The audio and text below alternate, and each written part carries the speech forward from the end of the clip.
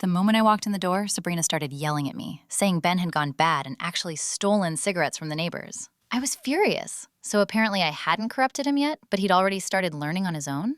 When I pressed him, Ben stammered about some friend named Omicron who supposedly came from Jupiter. This robot-like creature was telling him to steal and spy on the neighbors.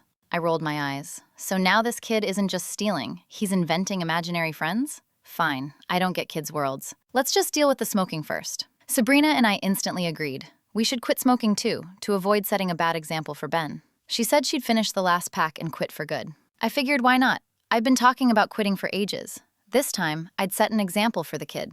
We squatted in the yard, smoked the last few cigarettes down to the butts, tossed them aside, patted our bottoms, and went inside.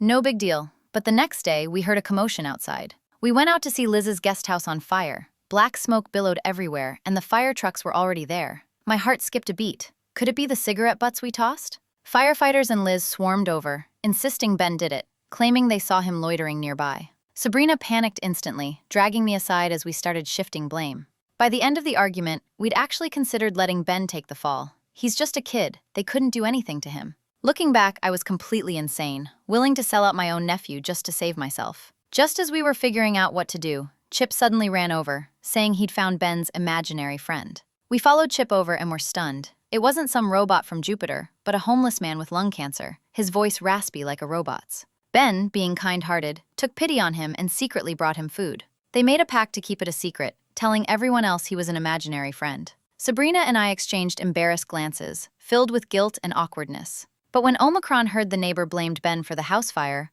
Omicron decided to tell the neighbor it was his fault the house burned down. After this incident, Sabrina and I resolved to quit smoking. Anyway, my life as Mickey is just a never-ending cycle of causing trouble, shifting blame, and causing more trouble, and I'm thoroughly enjoying it.